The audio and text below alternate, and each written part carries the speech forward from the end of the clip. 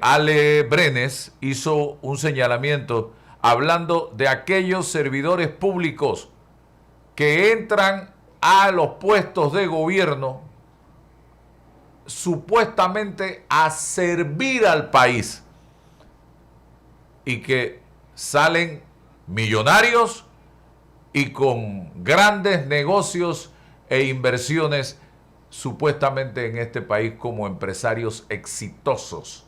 Vamos a ver lo que decía Alexandra Brenes. Adelante.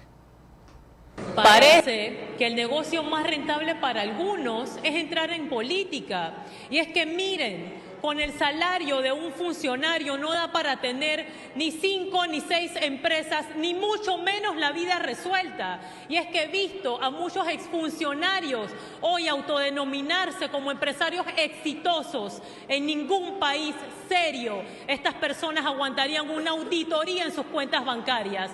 Mientras tanto, 9 de cada 10 emprendedores que componen la economía de este país se ven afectados por la burocracia, por las trabas y principalmente por la mediocridad estatal. El Canal de Panamá, que entrega sus fondos al Estado y que lastimosamente debería servir a muchas de nuestras comunidades, pero que se ha perdido ese dinero en el bolsillo de quienes hoy se autodenominan empresarios del sector público, mientras comunidades como San Miguelito, Panamá Este, Panamá Oeste, Río Indio, incluso la ciudad capital siguen sin agua. Aquí en este país no importa si mañana decidimos tener 2 canales, si tenemos 10 embalses como los de Río Indio, mientras no enfrentemos a los políticos que usan esta vía para hacerse millonarios, nuestras comunidades seguirán sin agua, sin salud y sin empleo. El panameño allá afuera ya está harto. Esto no debería quedarse así por ningún motivo. Gracias.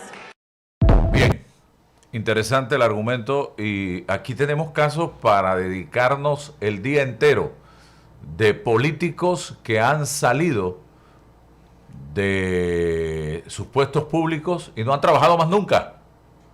5 años solamente. Otros toda su vida han estado en puestos públicos como diputados, alcaldes, representantes o han llegado a ser directores, ministros y lo mismo, son millonarios, dueños de fincas, dueños de sistemas de transporte, tanto aéreo como marítimo, como terrestre. En fin, aquí podemos poner ejemplos de cantidad de lo que plantea la diputada Brenes, de lo que llaman empresarios exitosos que salieron de un puesto público y cuando llegaron no tenían ni un kiosco de venta de verduras y legumbres y frutas en la avenida José Agustín Arango. Así que yo creo que esto sienta un precedente, tiene que investigarse y los nombres que están siendo mencionados tienen que salir a aclarar si es que les interesa realmente su imagen y su reputación. Ingeniero Blandón. Buenos días, Álvaro, buenos días a toda nuestra audiencia. Oiga, yo creo que este es un tema que amerita una reflexión profunda. En este momento, Álvaro, Libeca, el mundo está revuelto, para arriba. Fíjese, le voy a dar un ejemplo. La Corte Suprema de los Estados Unidos declaró que la ley que utiliza el presidente Trump para deportar, calificándolo de enemigo de los Estados Unidos, a gente, el uso que le está dando el presidente de los Estados Unidos, según la Corte Suprema, un juez de la Corte Federal de los Estados Unidos, no la Corte Suprema, un juez de la Corte Federal de los Estados Unidos, es ilegal. Dice ese juez. ¿Ve? Entonces, el sistema legal de los Estados Unidos está enfrentando una cantidad de decisiones importantes que ha tomado el presidente, como esta que le estoy señalando. Igual que ha tomado otras, en el caso de la movilización de la policía, etcétera. Ahora mismo hay un problema en Chicago. ¿Por qué yo le traigo esto de referencia? Porque mientras eso está ocurriendo en los Estados Unidos, las cortes federales están enfrentando a lo que ellos llaman el uso excesivo del poder del presidente de los Estados Unidos. En nuestro país se ha convertido en una costumbre que se sacan información. No hay duda de que la información proviene de alguien, de algo. Porque observe la estructura, cómo está organizada. ¿A quién pertenece la UAF? Al Ejecutivo.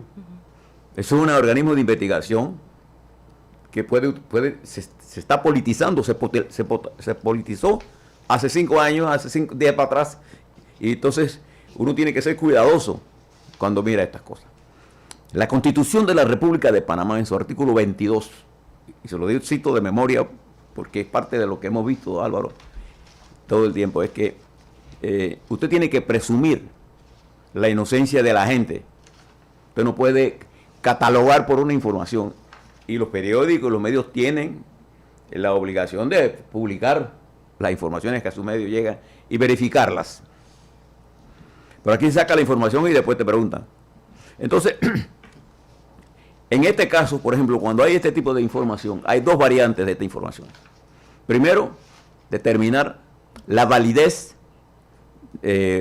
jurídica de las acusaciones que se establecen. Y si a mí me pide alguien, Álvaro, que le dé un consejo sobre manejo de esto, lo primero que yo tengo que tener es una evaluación jurídica de las acusaciones que se le están haciendo, en este caso si fuera a mí o a la persona que sea, para en función de la constatación de la validez de esa información, entonces da mi respuesta. Una respuesta antes de una evaluación jurídica sería una respuesta anticipada, porque yo no sé exactamente de qué se me acusa, y usted tiene el derecho de ser informado por los organismos judiciales, ¿no así?, de qué se le está acusando, para poder defenderse. ¿Cómo voy a defender de algo que yo no sé? Entonces, lo importante de esto es que a lo largo de la historia de estos últimos años hemos encontrado gente que ha ido a los tribunales y no ha habido una salida jurídica a eso, que hay casos que están en los tribunales hace rato. Entonces el panameño está saturado de estar escuchando estos rumores y los toma como verdad independientemente de que sean ciertos o no. Yo no estoy diciendo que sea falso ni que estoy diciendo que esté cierto. Lo que yo estoy diciendo es que las partes afectadas estamos en una guerra política, utilizando la justicia como elemento de guerra política. Miren lo que está pasando en los Estados Unidos nada más. Hay una guerra política por parte del presidente en lo que él considera es su plan de gobierno, pero se está enfrentando a la justicia federal de los Estados Unidos. Pero allá funciona la justicia. Y los medios están también funcionando, a pesar de ser acusados igual que aquí. ¿No? Entonces, creo que nosotros los panameños tenemos que reflexionar sobre lo que estamos haciendo. Acabo de escuchar la diputada dando como por sentado que lo que se dice es cierto. Yo no estoy diciendo que es cierto ni es falso. Lo que yo estoy diciendo es que necesitamos verificar si esa información es cierta, cómo salió esa información y qué investigaciones se están haciendo. Yo recuerdo que en el periodo de Martinelli y posteriormente el gobierno de Varela se daban información como la siguiente. En el folio 3054, ¿no? Hay un periódico que tenía hasta el folio. Y yo me preguntaba, ¿qué periodista se ha leído 3054 páginas? Porque un folio es una página. Ninguno. Que alguien estaba pasando la información y la estaba colocando en los medios para después hacer un juicio. Y los juicios se convirtieron en juicios mediáticos y no en juicios jurídicos, en los tribunales. Y los que fueron a los tribunales quedaron en nada. Entonces tenemos una acumulación de casos que no han sido resueltos, que han motivado un nivel de prejuicio y de juicio anticipado. Aquí al que lo acusan de algo queda condenado por la opinión pública, porque hemos establecido el criterio de que todos los políticos son corruptos. Y nos damos cuenta que la corrupción es un problema endémico en la sociedad en general. No podemos nada más acusar a los políticos, pero detrás de cada acto de corrupción hay un empresario. Siempre hay alguien que está haciendo el negocio. Entonces, la corrupción es un tema que tenemos que evaluar con seriedad y en el marco de la justicia. Aquí hay dirigentes sindicales detenidos, ¿no así? Sin que se le haya aprobado el caso. Y hay el caso de un señor por ahí que estaba en un caso que en estos días le dieron salida en medio. Entonces, todos estos casos estamos jugando política con la justicia. Estamos politizando los casos judiciales y eso es un peligro. ¿Por qué? Porque cuando tengamos un caso real, entonces estamos enredados todos. Y yo sí creo que es importante, Álvaro, que quienes sean víctimas de una acusación de esta naturaleza, porque esta acusación no viene de los tribunales, viene de una publicación. El periódico es el que ha sacado esto. Y él tiene el derecho a sacar esto. Y la persona tiene el derecho a reaccionar. Mi consejo siempre es que su reacción sea en función del análisis jurídico de lo que se está haciendo. O sea, tienen que tener una evaluación jurídica de lo que se le está acusando, porque a mí no se me puede acusar de ladrón en público así. A mí me tienen que llevar un proceso y decirme, hacerme una imputación. Vea, hablando, usted se está acusando por A, B, C, D, usted cometió este y este delito. Nosotros lo estamos acusando de eso y darme la oportunidad de hacer mis descargos. Aquí sin auditorías estamos haciendo acusaciones, y eso es peligroso para la democracia. No es porque la información sea falsa o cierta, no, es porque ese no es el camino que coge la justicia. Le traigo el caso de los Estados Unidos, porque el presidente de los Estados Unidos va a contrademandar. ¿Dónde? En la Corte. ¿Estas demandas dónde han surgido? En las Cortes Federales. ¿Se da cuenta? Entonces, las Cortes Federales han tomado decisiones en contra de Trump. Esto es diferente, por ejemplo, al caso político. En el caso político, fíjese, ayer leía un comunicado del señor Trump que me llamó la atención, la sorna con que él lo estaba haciendo. Le decía Xi Jinping, presidente Xi Jinping, salúdeme al presidente Putin y a Xi Jinping y al presidente de Corea del Norte, porque todos están conspirando contra los Estados Unidos. Aparecía Xi Jinping, Putin y el Xi Jinping, el presidente de Corea del Norte, en la plaza, en el momento que estaban haciendo un despliegue militar extraordinario por parte de la República Popular China, y Trump decía que Putin lo había engañado, lo había decepcionado. Entonces, este es un argumento político que él tiene que enfrentarlo jurídicamente. Ya los aranceles han sido demandados en los Estados Unidos. Entonces, frente a este sistema tan complicado, Álvaro, la República de Panamá se mueve en una de las más serias coyunturas políticas, complejas, complicadas, no solamente a nivel local, sino a nivel mundial. Y en esto hay que actuar con seriedad, pero hay que actuar. Gran parte de lo que usted dice todos los días aquí es una expresión del desencanto que hay de la gente con respecto al accionar de la justicia en los casos de corrupción. Y no podemos tener desarrollo si no hay una lucha seria contra la corrupción.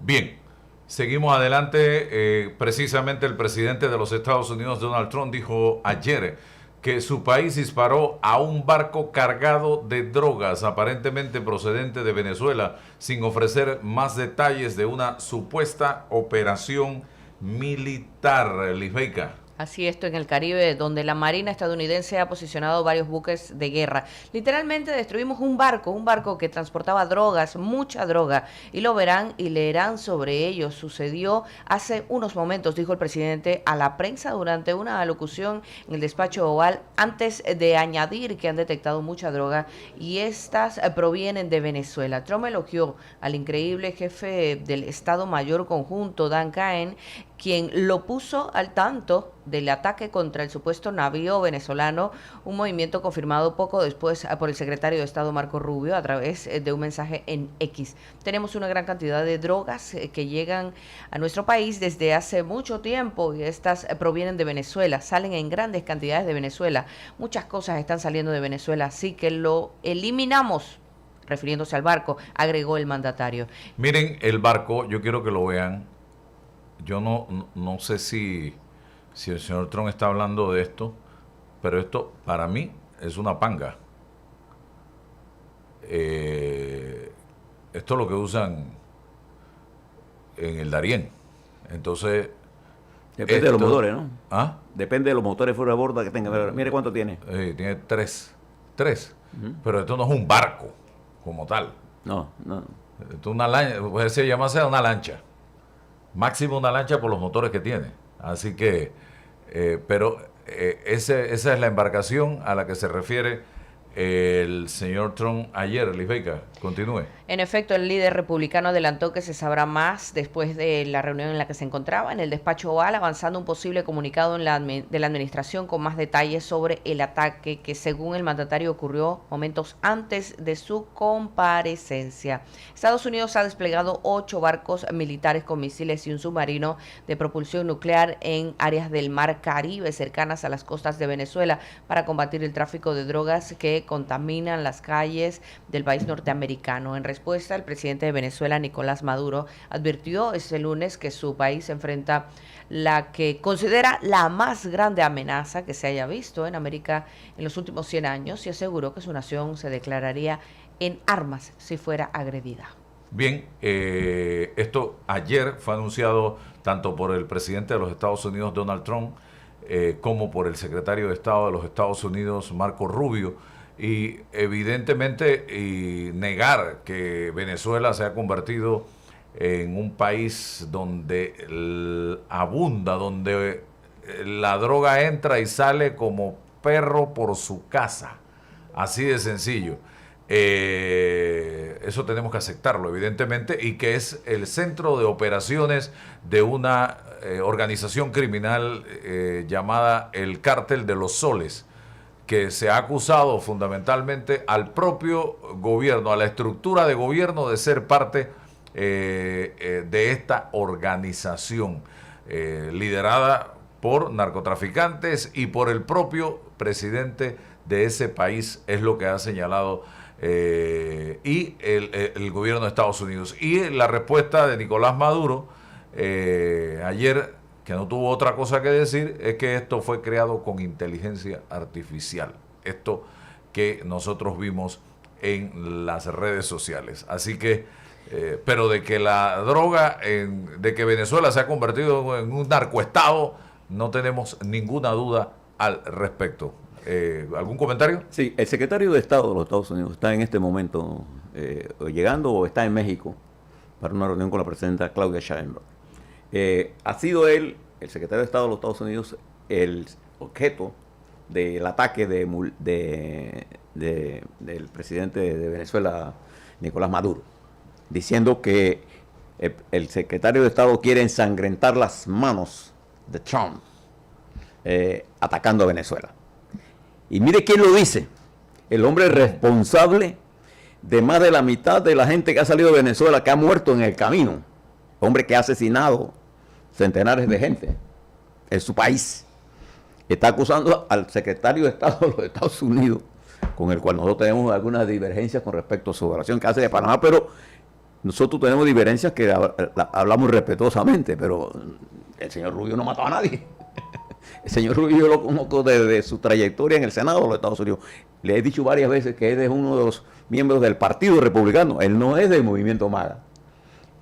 El presidente Trump lo puso allí reconociendo los méritos de él. Fue hasta precandidato y además presidente.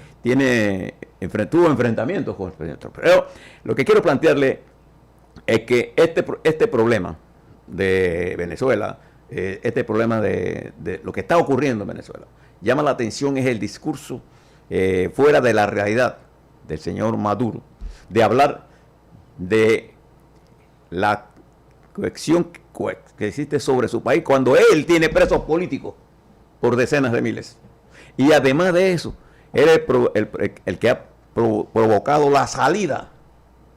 Y entonces el régimen se encuentra en este momento en un proceso de autodestrucción interna por esta fuerza que ustedes por ahí no es una fuerza cualquiera, son más de 1.500 misiles tipo Tomahawk Y es de alta precisión. un hombre que ha desconocido varios procesos electorales para Perdió las elecciones mantenerse en el poder. No, no está, varios. Sino el último proceso electoral Lo perdió. lo perdió y nada más nunca entregó las actas. Ni siquiera quiso contar los votos. ¿No? Perdió. Porque lejos. sabía que había perdido. Entonces hay un problema serio en Venezuela, pero ese problema se está extendiendo en el mundo. Por eso nosotros en Panamá debemos entender lo que está ocurriendo. Nosotros tenemos una delegación nuestra presidida por el presidente Molino en Japón, en el medio de una controversia con China y con Rusia, y la política de Trump, en vez de dividir a los enemigos de los Estados Unidos,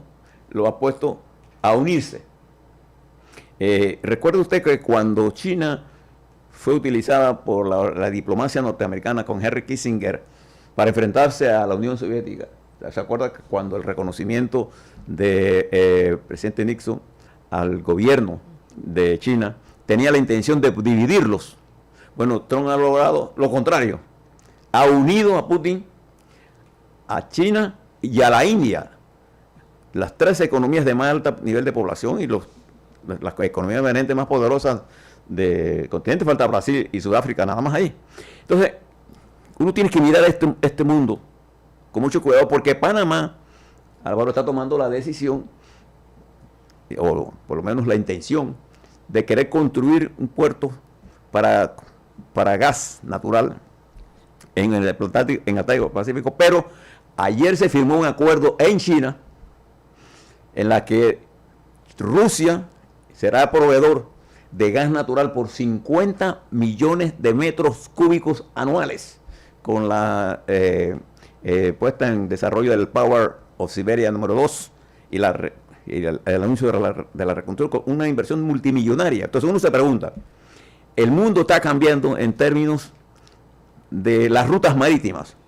No nos adelantemos nosotros a hacer inversiones en momentos en que las rutas marítimas están cambiando. Nosotros tenemos que saber por dónde van las rutas marítimas para saber si la inversión que vamos a realizar en Panamá es o no rentable, primero.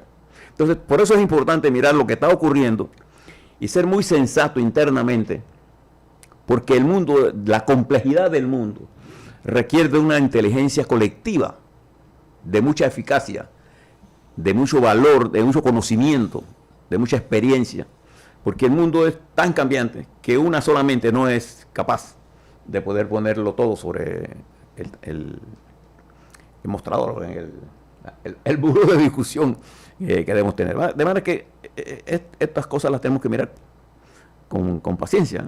Bien, y quiero que escuchen esto. El gerente general de la Caja de Ahorros, el señor Andrés Farrugia, dijo: hemos hecho un trabajazo en 13 meses.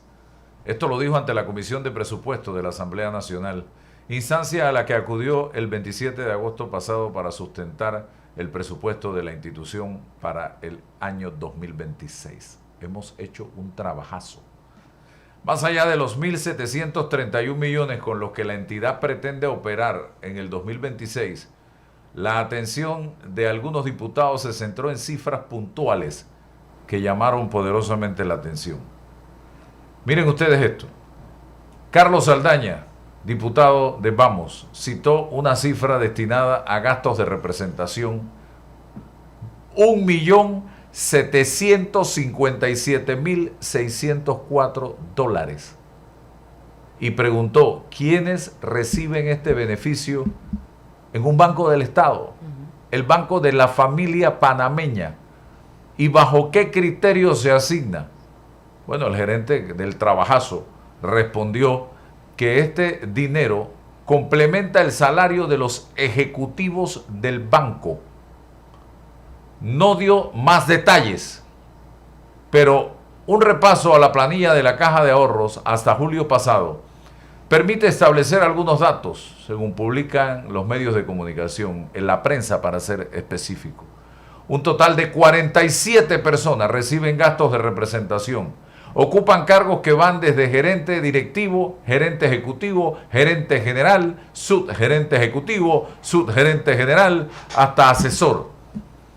Estos funcionarios ingresaron a la entidad entre el 1 de marzo del 86 y el 27 de mayo del 25. Los montos de los gastos de representación varían considerablemente.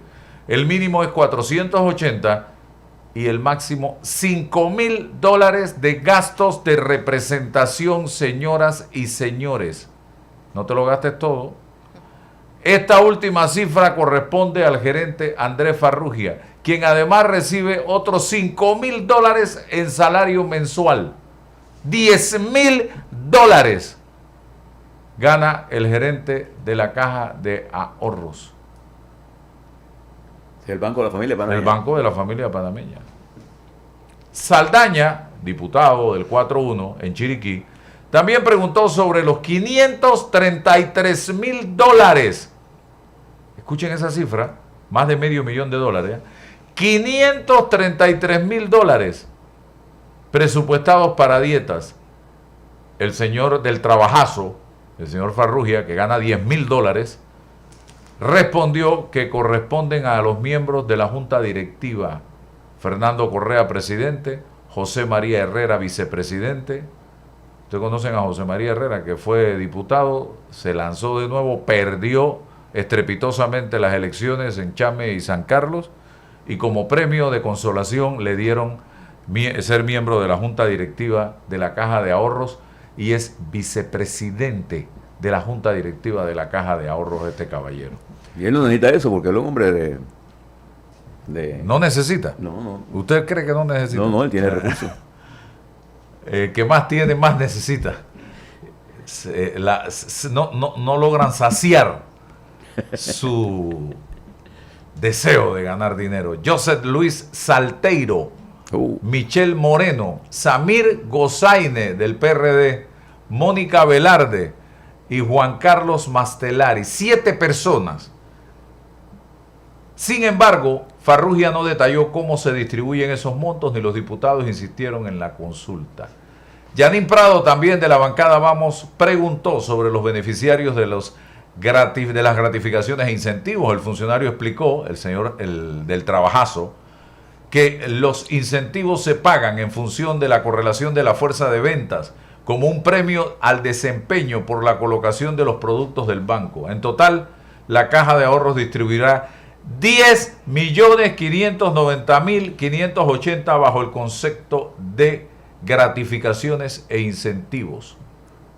Víctor Castillo, del partido Realizando Metas, consultó sobre los 2.8 millones que se invertirán en consultorías. Farrugia contestó que forman parte del giro natural de la corporación y explicó que contratan a Gartner, a la que calificó como una consultora mundial, top 3 en el planeta. También mencionó a Merco para temas de clima organizacional. Yo quiero que ustedes hagan una operación matemática.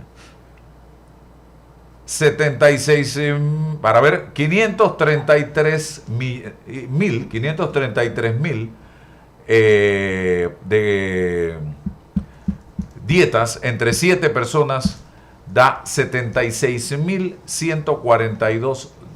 Ahí está. Anual. Si lo dividimos entre los 7 miembros de la Junta Directiva de la Caja de Ahorro. Cada uno al año se lleva 76,142,85.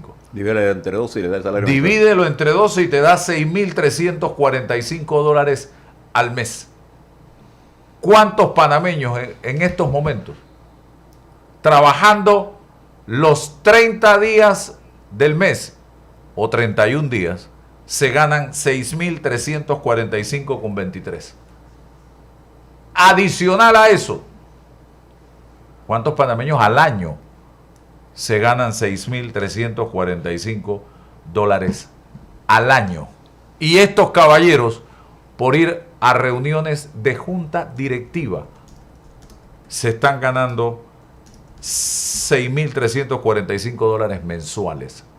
¿Cuántas reuniones harán al mes? ¿Cuántas reuniones harán al mes estos 7 señores? Y póngame ahí, por eso que yo contrasto, ¿no?, con lo que decía el señor Andrés Farrugia en la Comisión de Presupuesto, que a mí me pareció una falta de respeto al pueblo panameño y principalmente a los clientes que creen ciegamente en lo que se conoció en una época como el Banco de la Familia Panameña, ahora es una corporación, ahora ya es otra cosa, donde nos gastamos 10.590.000 dólares, 10.590.000 en gratificaciones e incentivos, 533.000 en dietas, en consultorías, en asesorías, en viáticos, en gastos de representación. Pero escuchen lo que ¿qué iba a decir usted? Escuchen lo que dijo. No me acordé de lo que dijo reciente. Ahí está. Se gasta lo que se gana. No, póngamelo completo. Salió el pedacito final. Vamos a verlo completo, por favor. Vamos a verlo completo. Se gasta lo que se gana. No hay cultura del ahorro. Completo. Bien, el panameño que se respeta se gasta lo que se gana. El panameño que se respeta se gasta lo que se gana. Pero aquí está un caballero del trabajazo y yo me pregunto si él se está gastando institucionalmente lo que se gana. Toda esta plata la paga el Estado. Toda esta plata la pagan los clientes de la caja de ahorro, señoras y señores.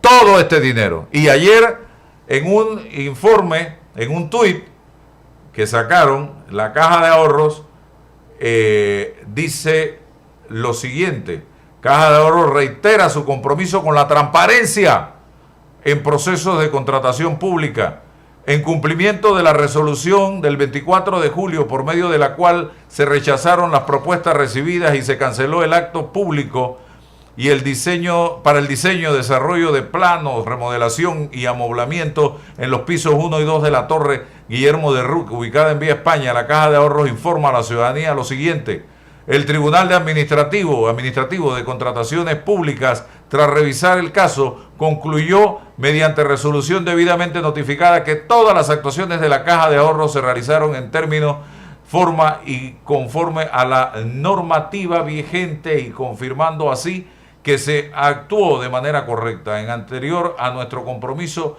con la transparencia y la igualdad de condiciones para todos los oferentes, Caja de Ahorros volverá a licitar este proceso, garantizando la participación abierta, justa y competitiva de todos los interesados. Yo me pregunto, y le hago una pregunta al gobierno del presidente Mulino, al ministro de Economía y Finanzas: ¿de qué contención del gasto estamos hablando?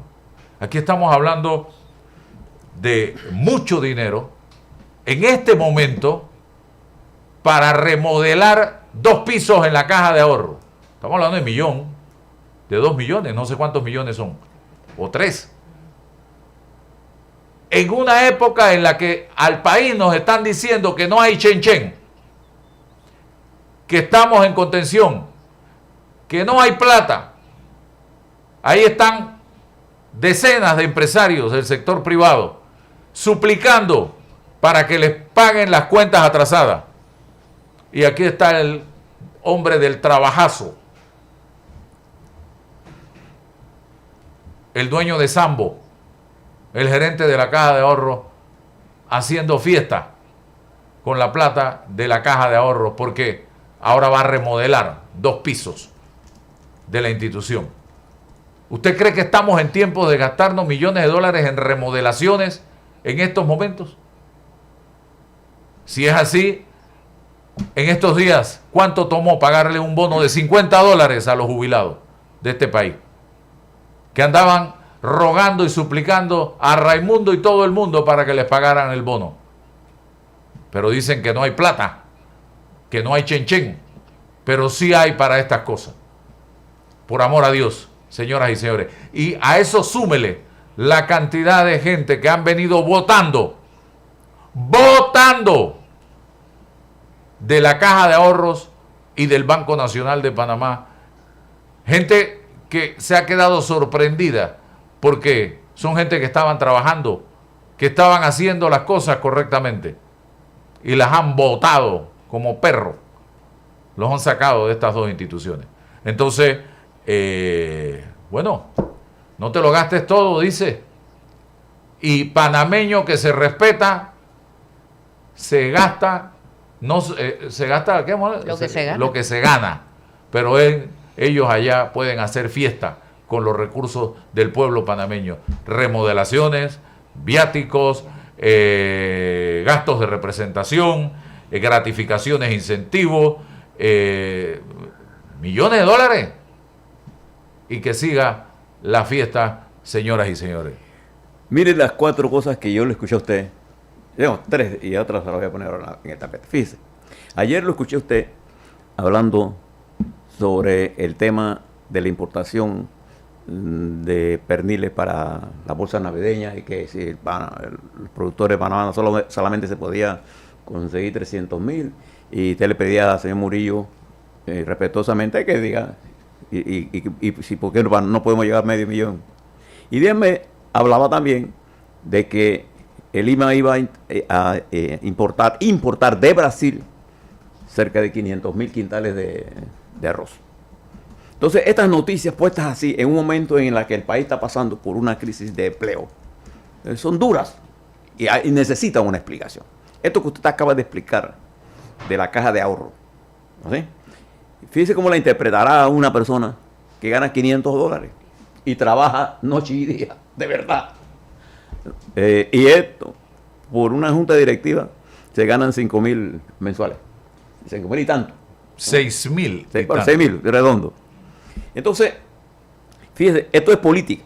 También he visto, política pública, no política pública. También he visto en las vistas presupuestarias de ahora que se están pagando 168 millones de dólares por seguros privados.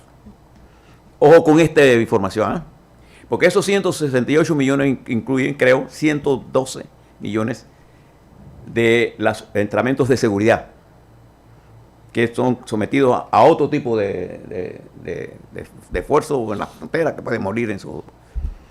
Y hay otros que son objetos de negociaciones, probablemente de huelgas, y los derechos laborales no se pueden echar para atrás legalmente. Pero también hay otro problema que tiene que ver con el bienestar de la gente. Estos son los otros 2 problemas que le quiero traer. Estas batidas que hacen en las calles, los retenes, con filas larguísimas, haciéndole gastar combustible a la gente. Y además, la hacen los sábados. Eso genera un nivel de malestar. Ahora se está discutiendo, Álvaro, un tema que le voy a hacer llegar todos los estudios que estoy haciendo sobre esto. Los temas el plan de reordenamiento del Distrito Capital, por ejemplo, que deben hacerlo en todos lados, lo que se llama con el PLOP. En San Francisco, por ejemplo, usted ha visto lo difícil que es el tráfico ahí. Horrible. Entonces, ¿a qué se debe eso? A que se cambiaron las densidades, La zonificación. las zonificaciones, y entonces hay más gente y carros que las que se resiste.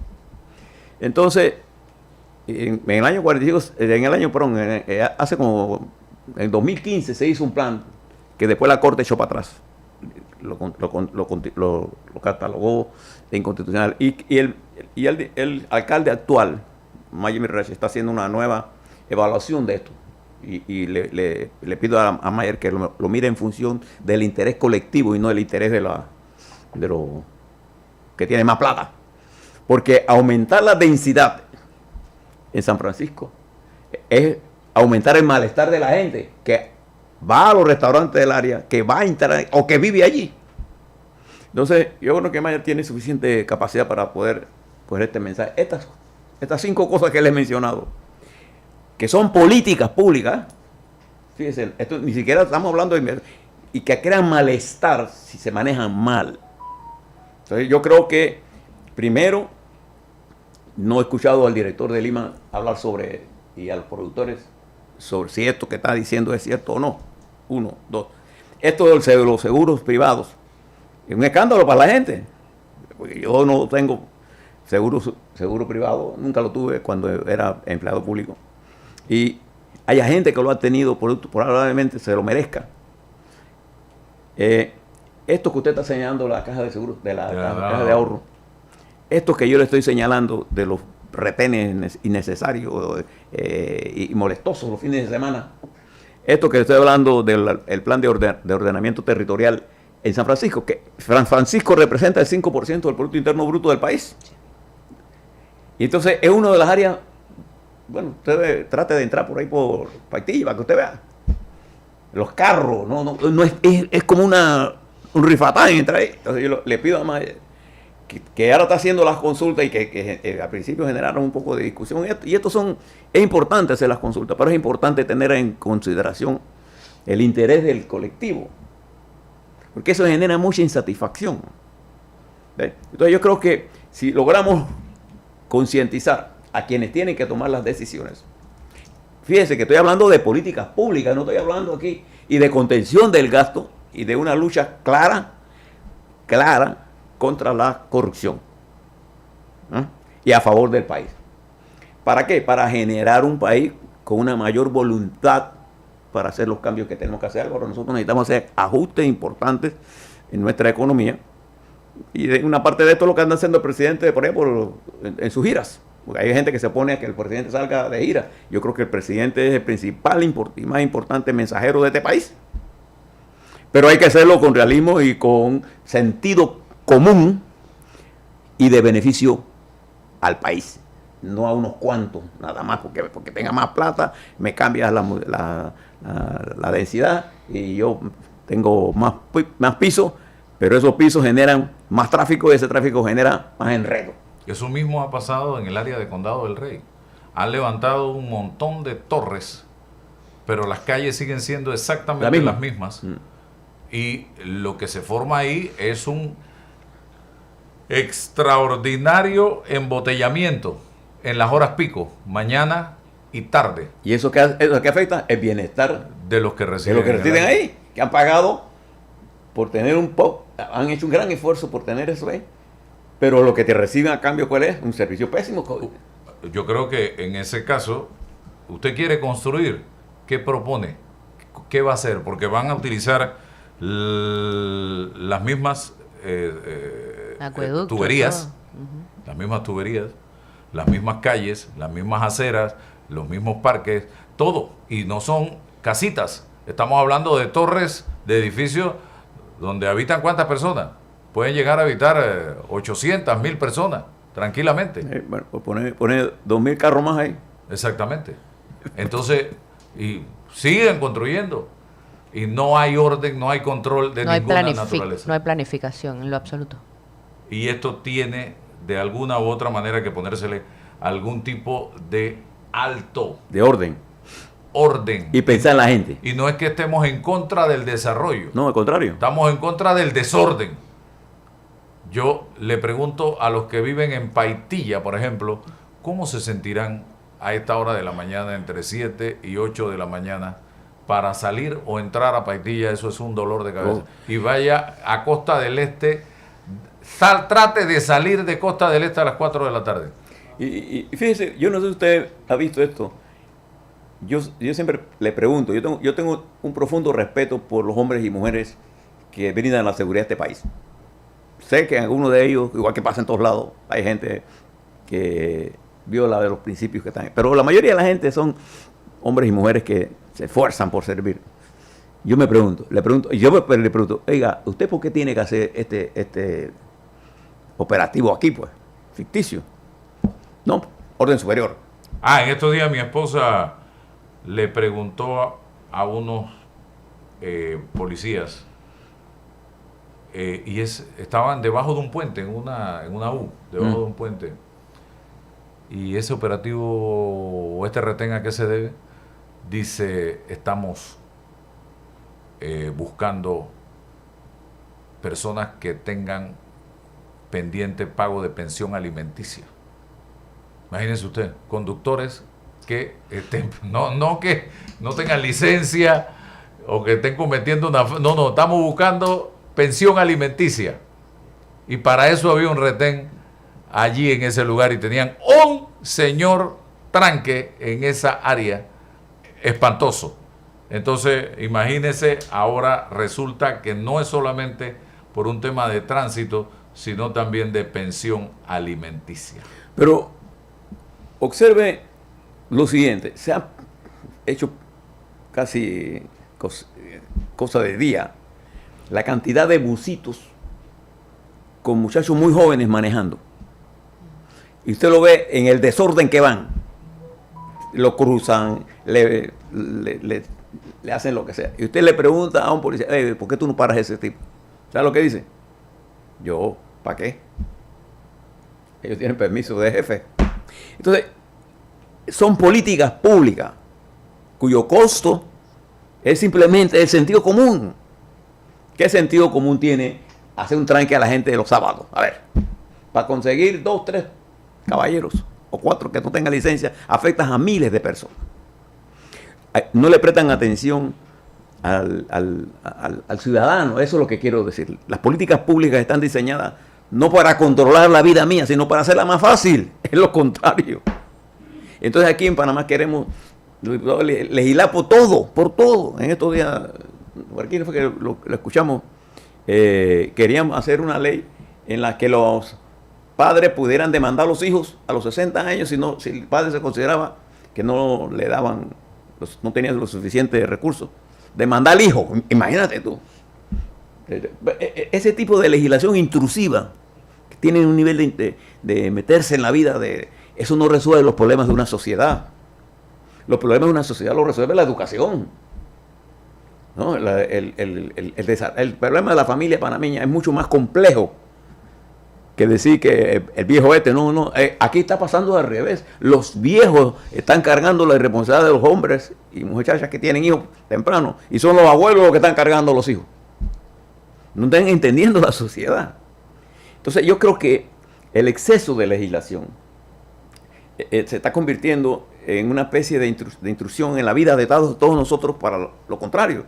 Y yo le quiero recomendar a los alcaldes, que son, digamos, autoridades que tienen mucho poder en la vida de uno, que piensen en la gente, ¿sí?